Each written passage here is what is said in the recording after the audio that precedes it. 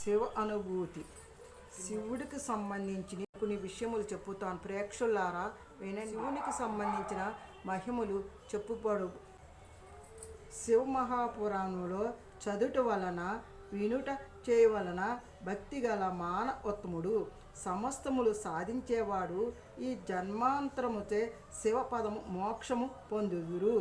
శివ పురాణ పఠనము మానవుడికి కల్పవృక్షము వంటిది. ఇహ పరభోగములు నొసగును అయితే ఇది శివనామ సంకీర్తనలో కూడియున్నది.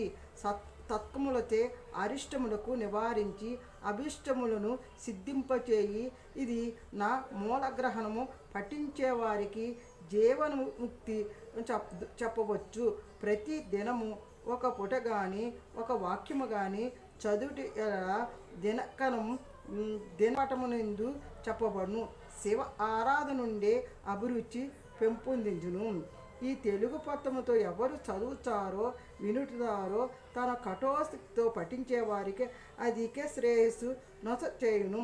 అత్యంత కాలమున ఇది విని ఎడల శివుడికి ప్రసన్నుడే కరుణ కటాక్షములతో పునవృత్త రహిత శాశ్వత శివ సౌజ్యము అనుగ్రహించును. ఇది చదువుటికే శివుడు కానీ బ్రహ్మ విష్ణు ఇద్దరియందును సమస్త సత్పురుషుడైనకు సంతసించును. కావున శివ ఆరాధన వలన జగం అంతయు తృప్తిపడును. ఇది వేదవ్యాసుడు రాశాను. శివపురాణ పటములో భగవద్గీత పారాయణము వలె జ్ఞానయజ్ఞము మురుగులు మరియు సంతానం లేని వారికి పుత్రపదములు గర్భధారమును గర్భస్రావముల వారికి తరకు స్థిర పఠించును. గొడ్రాళ్ళకు త్వరలో సంతానము ఉనసగును. రోగులకి ఆరోగ్యము కలిగి ఉంచును. ఇది ఒక పర్యాయములో ఈ గ్రంథం పఠించిన తర్వాత మా పద్మ మహాపురాణములో శివగీత పారాయణం చేయవలను.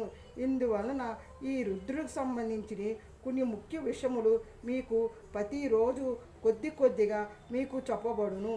మీరు వినవలసింది ప్రార్థిస్తున్నాం. ఓం నమ శివాయ. అరుణాచల శివ, అరుణాచల శివ, అరుణాచల శివ.